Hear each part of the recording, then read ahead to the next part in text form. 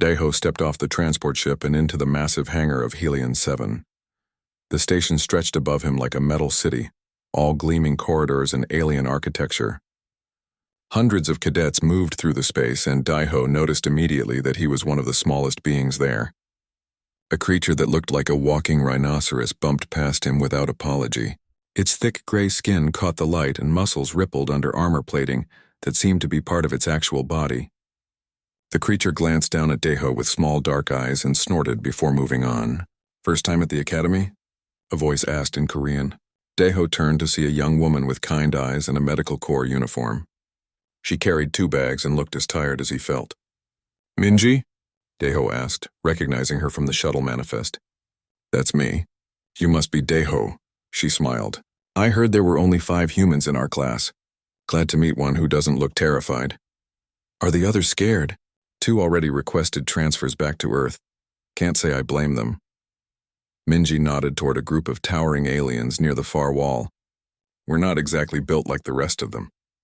Daeho said nothing. He had spent 3 years defending the Mars colony when the raiders came. He had watched friends die. He had learned that size meant nothing when you refused to fall down. But he did not say this to Minji. There was no reason to burden her with old ghosts. They walked together through the orientation hall. The ceiling rose at least 30 meters high, decorated with banners from 100 different worlds.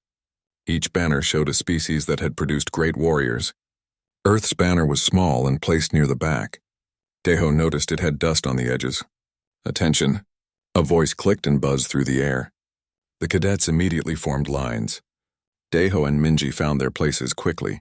A creature that resembled a massive praying mantis walked to the front of the hall. It stood over 3 meters tall, with 4 arms and eyes that seemed to look in multiple directions at once. Its exoskeleton was covered in scars. "I am Instructor Vexra," the creature said. Its voice came from somewhere in its thorax and sounded like grinding metal. "I have trained warriors for 43 cycles. I have seen thousands of you enter these halls. Only 30% of you will leave as graduates." The hall fell silent. "This academy will break you," Vexra continued. "It will find your weakness and exploit it. It will push you past what you believe are your limits. Some of you will die in training. All of you will bleed." Daeho kept his face neutral. He had heard speeches like this before. "You come from many worlds," Vexra said. "You bring different strengths. The Thorians bring raw power. The Avians bring speed and aerial supremacy. The Krill bring tactical brilliance. Every species has its gift." The instructor's eyes swept across the formation and seemed to pause on the small group of humans. "And what of the Earthborn?" a voice called out. Daeho recognized the rhinoceros creature from the hangar. It stepped forward without permission, breaking formation. The creature stood at least 2.5 meters tall and probably weighed 3 times what Daeho did. "I am Hyunwoo of the Thorian Home Guard," the creature announced. "I have crushed stone with my bare hands. I have defeated champions in the arena. And I wish to know what the soft-worlders bring to this academy except weakness." Several aliens laughed. Daeho felt Minji tense beside him, but he remained still.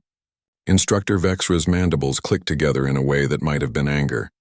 "You will return to formation, Cadet Hyunwoo. I mean no disrespect, Instructor. I merely ask a question that all of us wonder. Humans are fragile. They have no natural armor, no claws, no venom. They come from a soft world with weak gravity. Why are they here?" "Because they survive," Vexra said quietly. Hyunwoo laughed. "Survive? Against what? Their planet has no apex predators that could challenge a Thorian child. Return to formation. Now." But Hyunwoo was enjoying the attention. He turned to face the human section of the formation. "Which of you would face me in the training simulation? Let us see what Earth produces." Daeho took 1 step forward. "Daeho, don't," Minji whispered. But Daeho was already moving. He walked calmly across the open space until he stood before Hyunwoo. The size difference was absurd. Hyunwoo's chest was at Daeho's eye level. "I will face you," Daeho said simply. Hyunwoo's laugh sounded like rocks grinding together. "You? You are barely bigger than a Thorian infant. I could break you with 1 hand." "Perhaps." "Cadet Daeho," Vexra's voice cut across the hall. "You do not need to accept this challenge." Daeho looked up at the instructor.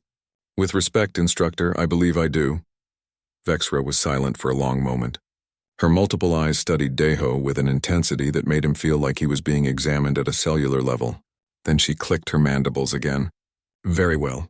The challenge is accepted. You will both enter the combat simulator for a 3-day survival exercise. Nightmare difficulty. You may bring standard equipment. Victory goes to whoever survives the longest or defeats their opponent. Hyunwoo grinned, showing flat teeth designed for grinding plant matter. 3 days? I will not need 3 hours. Then watch closely, Daeho said quietly. He did not smile, but something in his eyes made Hyunwoo's grin falter for just a second. The rest of orientation passed in a blur. Daeho learned about the station layout, the training schedule, and the academic requirements. Other cadets gave him space, eyeing him with curiosity or pity. Word had spread quickly about the challenge. That evening, Daeho sat in his assigned quarters, a small room with a bed, a desk, and a window that looked out into space. Minji knocked on his door. You're insane, she said without preamble. Hyunwoo has killed opponents in training before. The Thorians are bred for combat. They're stronger, faster, and tougher than humans in every measurable way. I know. Then why did you accept? Daeho looked out the window at the stars. Because if I did not, every human who comes after me would be seen as weak. We are already small. We are already soft by their standards. If we show fear now, we will never be respected. Respect doesn't matter if you're dead. It matters more than you think. Daeho finally looked at her. I was at Mars Colony during the siege. Did you know that? Minji shook her head. The raiders came with ships and weapons and numbers. They thought we would surrender. We had no chance of winning. Daeho's voice was calm, factual. But we held our positions anyway. For 11 days we held, not because we were strong, not because we had better weapons. We held because we refused to stop fighting. And that's what you're going to do? Just refuse to quit? Yes. Minji was quiet for a moment. Then she pulled a small device from her pocket. This is a combat stimulant. Military grade. It will keep you awake and alert for up to 72 hours. The crash afterward is terrible, but it might save your life. Daeho took the device.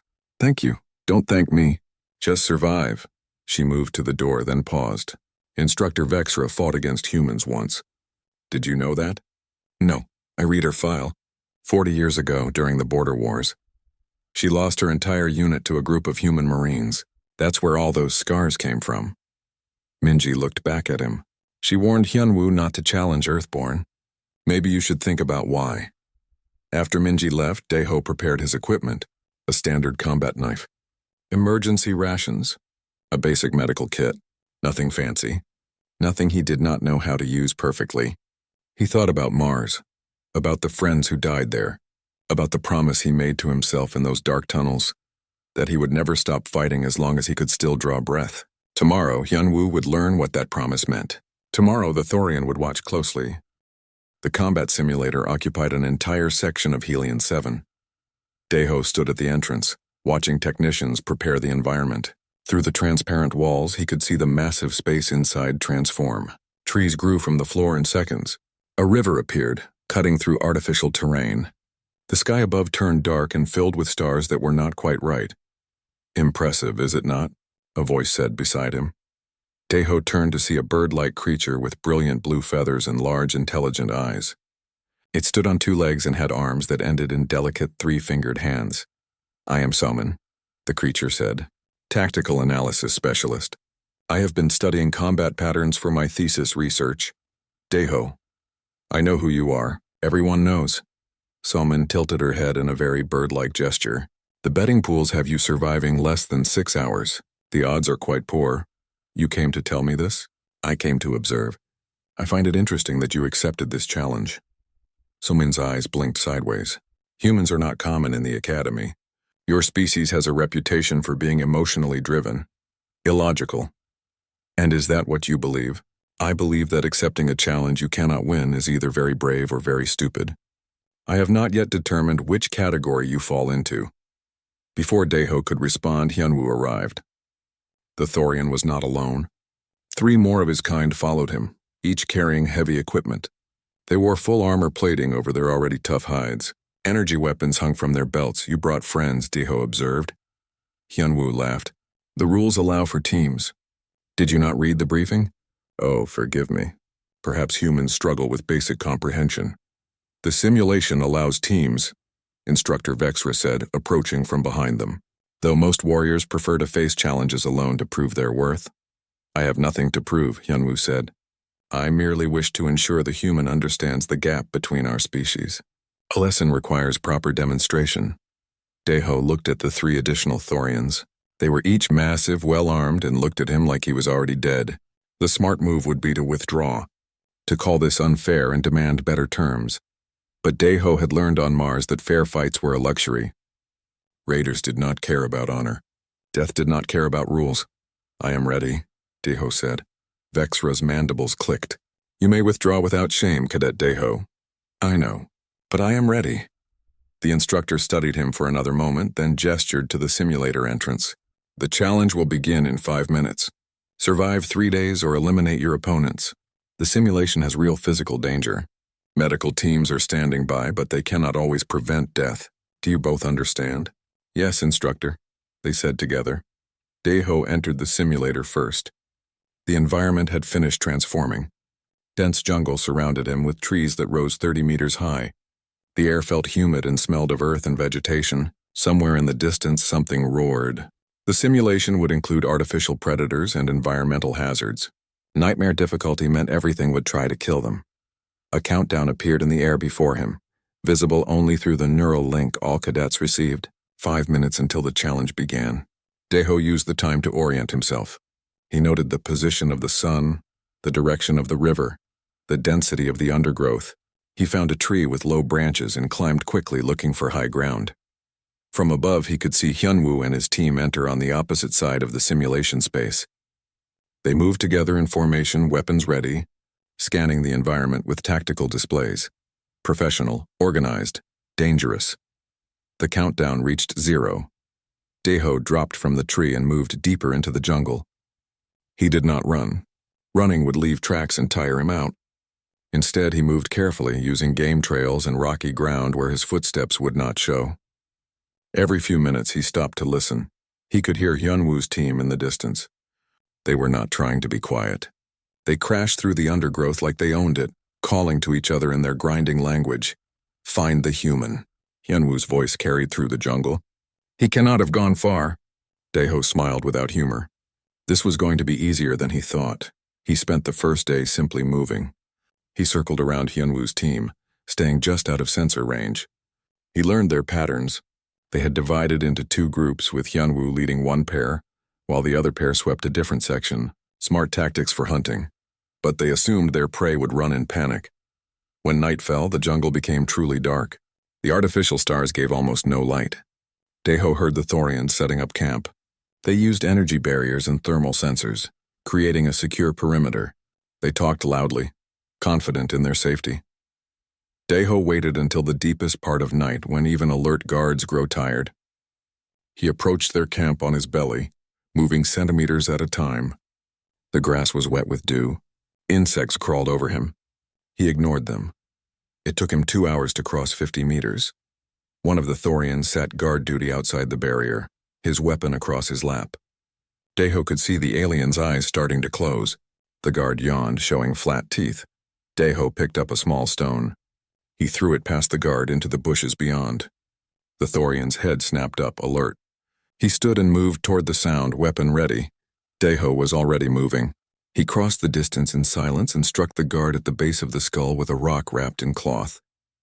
The Thorian dropped without a sound. Daeho dragged him into the bushes, took his weapon, and disappeared back into the jungle. The whole thing took less than 30 seconds. When morning came, he heard Hyunwoo's roar of rage echo through the jungle. Coward. Face me with honor. Daeho found a comfortable spot in a tree and ate some of his rations. He used the captured weapon to mark a tree trunk, scratching 3 lines into the bark, a message for Hyunwoo to find. 3 remain. The second day was a game of patience. Hyunwoo's team was more cautious now, moving slowly and checking their surroundings constantly. But they were also tired. The jungle at night was full of sounds that prevented sleep. The heat during the day was exhausting. Daeho, meanwhile, rested in hidden spots during the hot hours. He moved during dawn and dusk when the temperature was better. He drank from streams and ate small amounts to conserve his supplies. This was not a sprint. This was endurance. He set traps, simple things. A vine pulled tight across a path at neck height for a human, but chest height for a Thorian. A covered pit with sharp stakes at the bottom. Techniques older than civilization, but effective. Late in the afternoon of the second day, he heard a scream. One of the Thorians had found his pit trap. Hyunwoo's voice called out, "Medic! We need extraction." Daeho watched from a distance as the wounded Thorian was removed from the simulation. That left two. That night, Hyunwoo and his remaining teammate did not sleep. They sat back to back, weapons ready, jumping at every sound. Daeho could see them through the trees, illuminated by their energy barrier. He did not attack. He simply made noise. A branch breaking here, a rock thrown there. The sound of movement that could be him or could be a predator or could be nothing at all. By morning, both Thorians looked exhausted. Daeho marked another tree. 2 remain. The third day began with violence. The simulation's environment changed, as it was programmed to do. The jungle transformed into frozen wasteland. Temperature dropped to well below freezing. Snow began to fall. The Thorians, designed for warm climates, immediately struggled. Their movements became slower. Their thick skin, an advantage in most environments, conducted heat away from their bodies too efficiently in the cold. Daeho, who had trained in Earth's Arctic regions, knew how to preserve warmth. He layered his clothing, kept moving, and found shelter when he needed it. Hyunwoo's remaining teammate collapsed from hypothermia by midday. Medical teams extracted him. Now it was one-on-one. Daeho and Hyunwoo hunted each other through the frozen landscape. The Thorian was wounded now, moving with a limp from an earlier fall. But he was still dangerous, still armed, and desperate. They met at sunset on the third day, in a clearing surrounded by ice. "Finally," Hyunwoo growled. "Face me, human."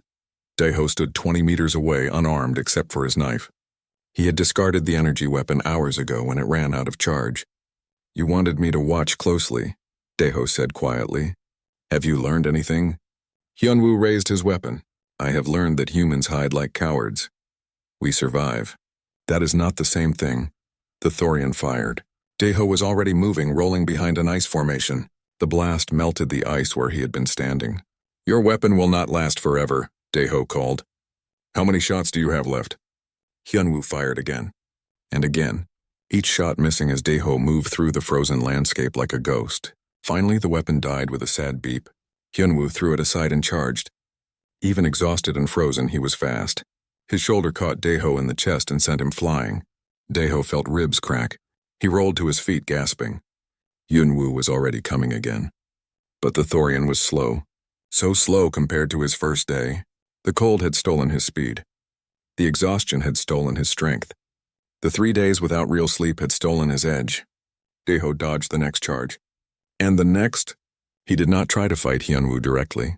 He simply moved, making the larger alien chase him across the ice. 10 minutes later, Hyunwoo collapsed. Daeho stood over him, breathing hard, ribs screaming with pain. "You watched," Daeho said softly. "Did you learn?" Hyunwoo looked up at him with eyes that held something like respect. Then his eyes closed. The simulation ended. Medical teams rushed in. Instructor Vexra approached Daeho. "Well fought, cadet." Daeho said nothing. He was too tired. But he had proven his point. Daeho woke in the medical bay with Minji sitting beside his bed. Every breath hurt where his ribs had cracked. His body ached in places he had forgotten existed. But he was alive. "You're an idiot," Minji said, but she was smiling. "I won. Barely. The medical scan shows 3 cracked ribs, severe dehydration, mild frostbite on your fingers, and about a dozen other injuries." She handed him a glass of water. "Drink slowly." The water tasted better than anything Daeho had ever experienced. He drained the glass and held it out for more. "What happened to Hyunwoo?" he asked. "Critical exhaustion. They had to put him in a medical coma to let his body recover. The other 3 are fine, just embarrassed." Minji refilled his glass. "The entire academy is talking about it. Half of them think you cheated somehow. The other half wants to know how you did it. I did nothing special. I just did not give up. That's what scares them." The door to the medical bay opened and Instructor Vexra entered. Her forearms moved in patterns that Daeho was beginning to recognize as sign language among her species. Minji immediately stood and bowed. "I will check on other patients," Minji said, giving Daeho a meaningful look before leaving. Vexra stood beside the bed. Up close, Daeho could see the scars that covered her exoskeleton. Some were old and faded. Others looked more recent. You fought well, Vexra said. Thank you, Instructor. You also fought smart. That is more important. She pulled a chair over and sat, which surprised Daeho. Instructors rarely sat with students. I told Hyunwoo not to challenge Earthborn. He did not listen. They rarely do. You have fought humans before, it was not a question. Vexra's mandibles clicked in what Daeho now recognized as agreement. 43 cycles ago. The Border Wars. Vexra's voice took on a distant quality. I was a young warrior then, commanding my 1st battalion. We were sent to remove human colonists from a disputed moon. Intelligence reports said there were perhaps 50 humans, lightly armed with no military training. Daeho waited. He had learned that silence often encouraged people to continue talking. We arrived with 300 warriors, full armor, air support, and orbital weapons. We expected the humans to surrender or flee. Vexra's eyes seemed to focus on something far away. They did neither. They fortified a mining complex and refused all communication. So we attacked. The instructor's mandibles clicked rapidly, a sign of distress. The first assault wave was destroyed. The second wave suffered 70% casualties. The humans used the tunnels beneath the complex, appearing and disappearing like ghosts. They turned our own tactics against us. They never stopped fighting, even when wounded. Even when defeat was certain. How many humans were there, really? Daeho asked. 32. We counted the bodies afterward. Vexra looked at him. 32 humans held against 300 trained warriors for 11 days. By the end, we had lost 214 soldiers. My entire clutch battalion was destroyed. I survived only because I was trapped under rubble and presumed dead. Daeho said nothing. The number echoed in his mind. 32 against 300. You were at Mars Colony, Vexra said. It was not a question. During the Raider siege, yes, how many defenders were there? 47 at the start, 23 by the end. And how many raiders? The estimate was over 500. Vexra's mandibles clicked softly. You held for 11 days. Yes, Daeho's voice was quiet. Just like your humans did. That is why I warned Hyunwoo. I have seen what happens when you push a human into a corner. You do not surrender. You do not calculate the odds and decide the fight is lost. You simply keep fighting until you win or until you die. Vexra stood. That is a terrifying thing to face in battle. Is that why Earth's banner is small and dusty? Daeho asked. Because we scare you? No. It is small because your species is new to the galactic community. You have been part of the Academy for only 5 cycles. Vexra moved toward the door. But I suspect in time your banner will be much larger. Whether the galaxy wants it or not. After the instructor left, Daeho lay back and stared at the ceiling. His body hurt, but his mind was clear. He thought about Mars, about the friends who died there, about the promise he made. He had kept that promise. He had not given up. The next day, a visitor arrived that Daeho had not expected. Hyunwoo entered the medical bay, moving slowly. His massive frame somehow diminished. The Thorian's eyes were different now. The arrogance was gone, replaced by something Daeho could not quite identify. I came to apologize, Hyunwoo said without preamble. Daeho sat up, wincing at the pain in his ribs. For what? For my disrespect. For my ignorance. For my stupidity. Hyunwoo's grinding voice was quieter than Daeho had ever heard it. I thought humans were weak because you are small. I thought size and strength were all that mattered in a warrior. And now? Now I understand that I know nothing. Hyunwoo sat heavily in a chair that creaked under his weight. You defeated me without ever truly fighting me. You made me chase shadows while you controlled the entire battlefield. I have trained my whole life for combat and you made me look like a fool. You are not a fool, Daeho said. You just fought the wrong kind of battle. Teach me. The words came out in a rush. Teach me how to fight like you do, how to think like you do, how to keep going when everything says you should stop. Daeho studied the Thorian carefully. Why should I? Because I need to learn. Because my pride nearly killed me. Because... Hyunwoo paused, struggling with words. Because I watched you, just like you told me to, and I saw something I have never seen before. I saw someone who was weaker, smaller, and less armed than his opponent, and yet he won. Not through luck, not through cheating, through pure will. It was not will alone, Daeho said. It was patience, planning, understanding the environment and using it. Those things can be taught. Then teach me. Daeho was quiet for a long moment. Then he nodded. When we both heal. when we are both back in training. I will teach you what I know. Hyunwoo bowed, a gesture of deep respect among his people. Thank you. After Hyunwoo left, another visitor arrived. This one Daeho did not know.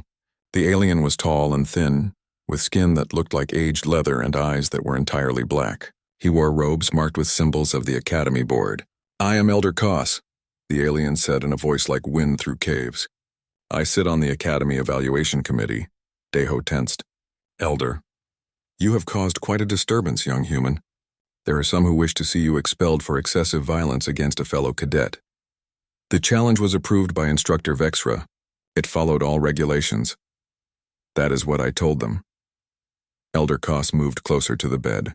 But there are always those who fear what they do not understand. Humans are new to the Academy, new to the galactic community. Some believe you are too aggressive, too violent, too dangerous to train alongside other species. And what do you believe, Elder? Koss's black eyes studied him. I believe that every species brings something unique to the galaxy. The Thorians bring strength. The Avians bring speed and intelligence. The Krill bring tactical brilliance. He paused. And humans bring endurance. The ability to continue when all logic says you should stop. That is valuable. Perhaps more valuable than any other trait. So I will not be expelled? No, in fact, you are being offered advanced placement. Your performance in the simulation was analyzed by our best tactical minds. What you did in 3 days would have taken most cadets 3 months of training to learn. Koss tilted his head. You have a gift for warfare, Daeho. A terrible, beautiful gift. After the elder left, Daeho was alone with his thoughts.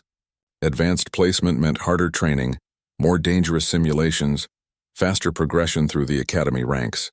It meant more people would watch him, judge him, challenge him. It also meant more opportunities to prove that humans belonged here. Minji returned in the evening with food that actually tasted good, not the medical paste they had been feeding him. You're famous now, she said, setting the tray beside his bed. Every cadet wants to either train with you or beat you. Most of the instructors are arguing about whether you're brilliant or just lucky. Which do you think? I think you're stubborn. The good kind of stubborn, she smiled. The kind that keeps people alive when they should be dead. That is all any of us can do, Daeho said. Keep going. Keep fighting. Keep breathing. Is that what you learned on Mars? Yes. Daeho looked at the food, suddenly not hungry. I learned that giving up is easy. It is the easiest thing in the world. But if you can keep going for just 1 more minute, 1 more hour, 1 more day, then maybe you survive. Maybe you win. And if you don't win, then at least you did not give up. That matters too. Minji was quiet for a moment. They're scared of you, you know. The other species. They're starting to realize that humans don't quit. Good, Daeho said softly. Let them learn. It will save lives later. He thought about Instructor Vexra's story, about 32 humans holding against 300, about the fear in the alien warrior's voice when she described it. Humanity was small in the galaxy, weak by many standards, soft and fragile compared to species with armor, claws, or natural weapons. But humans had one advantage that could not be measured. They did not know when to quit. And that, Daeho thought, would change everything. 6 weeks passed. Daeho's ribs healed. The academy returned to normal training schedules, though nothing was quite the same. Where before humans had been ignored or dismissed, now other cadets watched them carefully, some with respect, others with suspicion. Daeho kept his promise to Hyunwoo. Twice a week they met in the training halls after regular classes ended. At first, other cadets watched with curiosity. A human teaching a Thorian seemed backwards, unnatural, but Hyunwoo listened and learned. Your people fight with strength, Daeho explained one evening. You rely on your natural armor, your size, your power. These are good advantages. But what happens when you face someone stronger? That rarely happens, Hyunwoo said. Thorians are among the strongest species in the galaxy. It only needs to happen once. Daeho gestured to the practice mat. Attack me! Hyunwoo hesitated. I do not wish to injure you. You will not. Attack me as you would an enemy, the Thorian charged. Daeho waited until the last possible second, then stepped aside. Hyunwoo's momentum carried him forward. Daeho struck at the back of the Thorian's knee. Not hard, just a tap. Hyunwoo stumbled. Size and strength mean nothing if you cannot hit your target, Daeho said. Your body is a weapon, but it is also a weight you carry. Learn to use it better. They trained like this for hours. Slowly, Hyunwoo began to move differently, more carefully, more efficiently. He learned to conserve energy, to think before charging, to use his environment. Other cadets began to join the training sessions. First one, then 3, then a dozen. Somin, the avian tactician, came to observe and stayed to learn. A krill named Jiwon, who specialized in engineering, asked Daeho about human problem-solving methods. "You approach obstacles differently than we do," Jiwon said one day. The krill's 4 eyes blinked independently. "When we encounter a problem, we analyze the optimal solution. But humans seem to try everything until something works. Optimal solutions require perfect information," Daeho replied. "In combat, you rarely have that. Sometimes you need to try, fail, adjust, and try again. That seems inefficient? It is. But it works when nothing else does." Word of these training sessions reached the instructors. Some disapproved. Others saw value in the cross-species learning. Instructor Vexra said nothing, but Daeho sometimes saw her watching from the observation deck. One evening, a new person appeared at the training hall. He wore civilian clothes but carried himself like military. His face was distinctly human with Korean features and gray hair. "I am Taejin," the man said, bowing slightly, xenobiologist specializing in comparative species analysis. "I was hoping to speak with you, Cadet Daeho." "About what?" "About why you terrify everyone," Taejin smiled. "May we speak privately?" They went to an empty classroom. Taejin activated a display screen and pulled up images that Daeho recognized. Humans, Earth, evolutionary charts. "I have been studying your species since the challenge," Taejin said, "trying to understand what makes humans effective warriors despite lacking obvious physical advantages. What I found was fascinating." He gestured to the screen. Images of Earth's predators appeared. Lions, wolves, bears. Most species in the galaxy evolved as either predators or prey. Predators have weapons: claws, teeth, venom, strength. Prey have defenses: speed, armor, camouflage, size. Taejin pulled up an image of early humans. Humans had none of these. No claws, no venom, no armor. Relatively slow compared to most predators. Relatively weak compared to most large animals. "So how did we survive?" Daeho asked, though he suspected he knew the answer. "Endurance hunting." Taejin showed a video of humans tracking an antelope across African plains. "You ran your prey to death.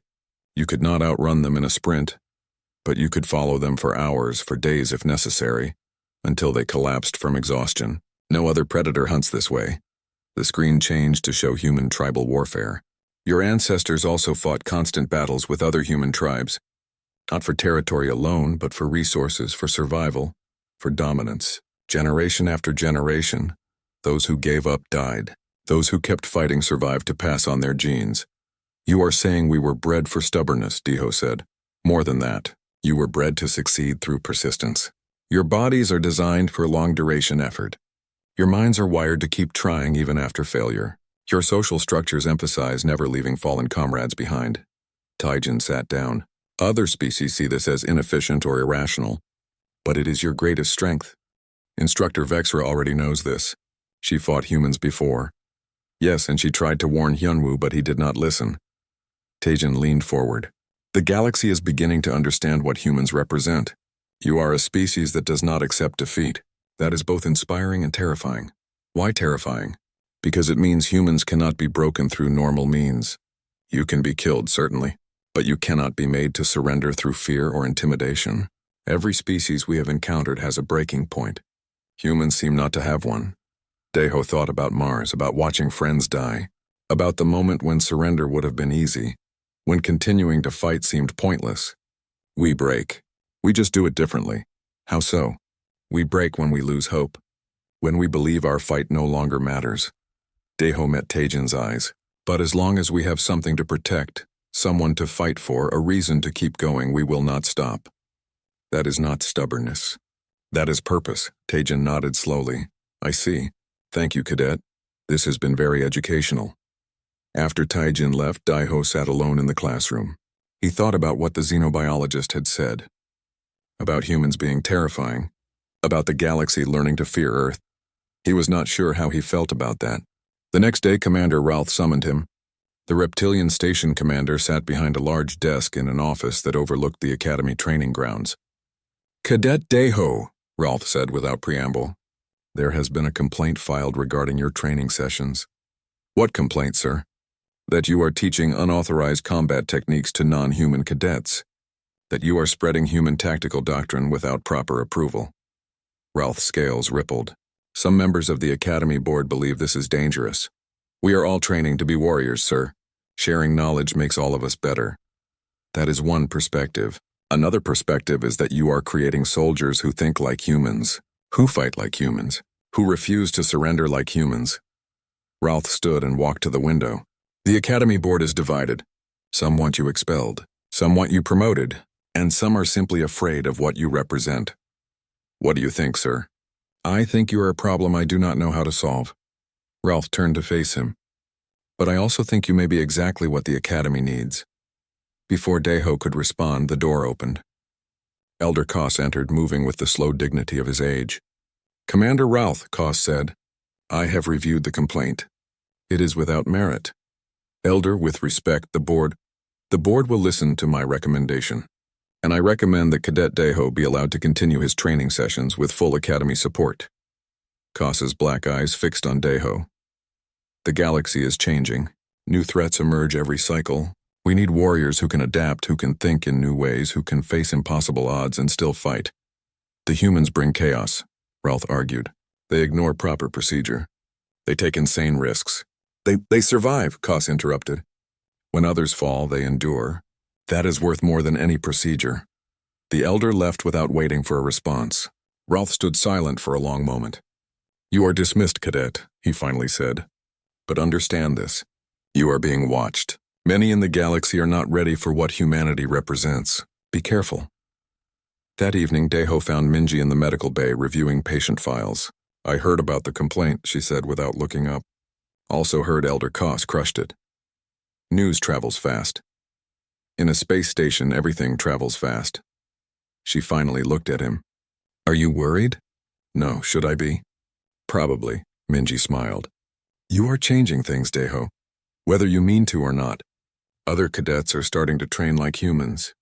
They are learning our methods. Our stubbornness, is that bad? I do not know, but it is certainly different. She closed the file. Hyunwoo told me something interesting yesterday. He said that training with you has made him rethink everything he knew about combat, that he used to believe strength was enough, but now he understands that endurance matters more. He is learning well. He also said he would follow you into any battle, that he trusts you completely. Minji's expression turned serious. You are building something here, whether you realize it or not. Loyalty, brotherhood, trust across species lines. Deho had not thought of it that way, but she was right. The training sessions had become more than just teaching techniques. They had become a community, a group of warriors from different worlds who were learning to think as one. The galaxy may not be ready for that, Minji said quietly. Then the galaxy will need to adapt, Deho replied. Just like we did. He thought about Earth, about humanity's long struggle to survive. About adapting to new environments, new challenges, new threats. Humans had always been good at adaptation. Now they were teaching the galaxy the same lesson.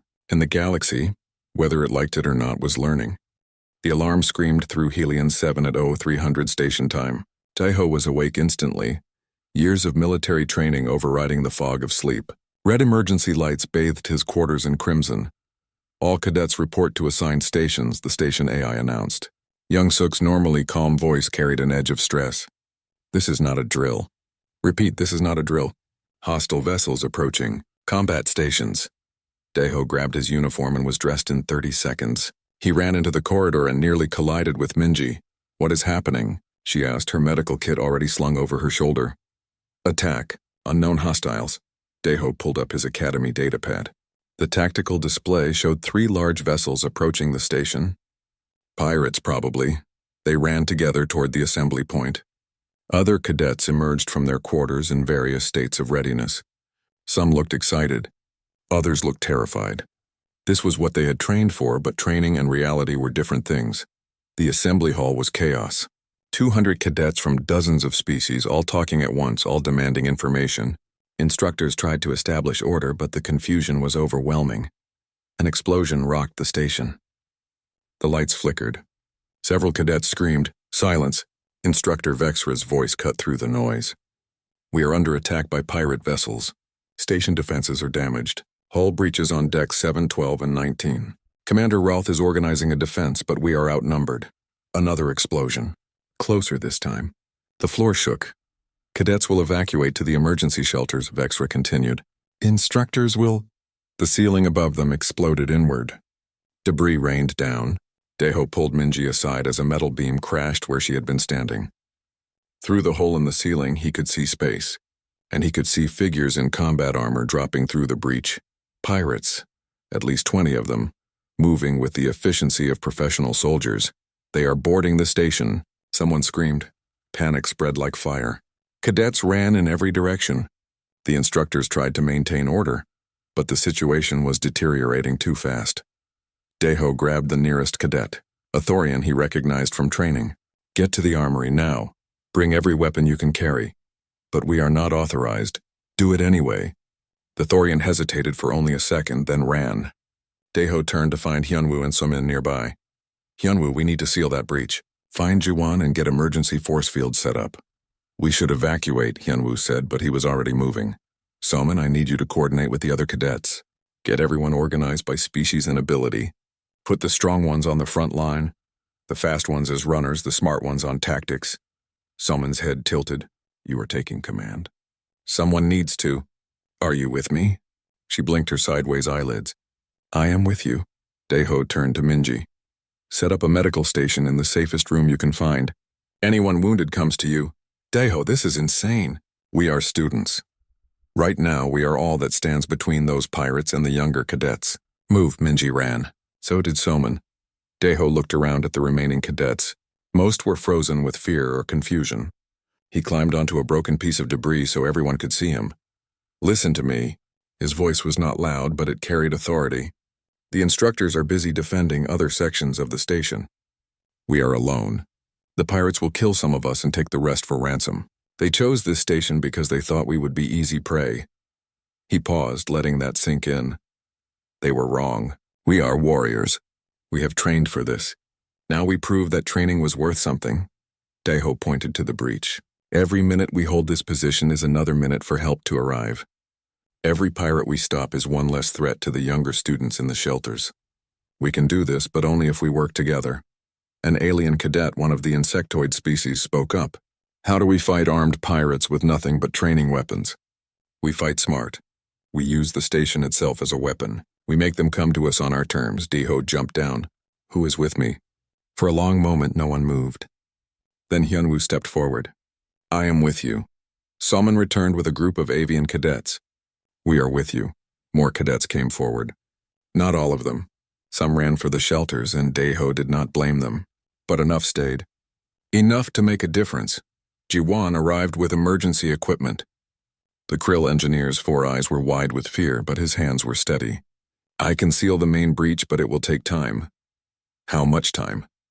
10 minutes, maybe 15. You have 5. Make it work. Jiwon did not argue. He started working immediately. The Thorian Daiho had sent to the armory returned with training weapons. Not real military hardware, but better than nothing. Shock battens, training blades, riot shields. Deho distributed them quickly. Thorians, you are our front line. Use your strength and armor. Hold the corridor and do not let them through. Avians, you are scouts and support. Use your speed.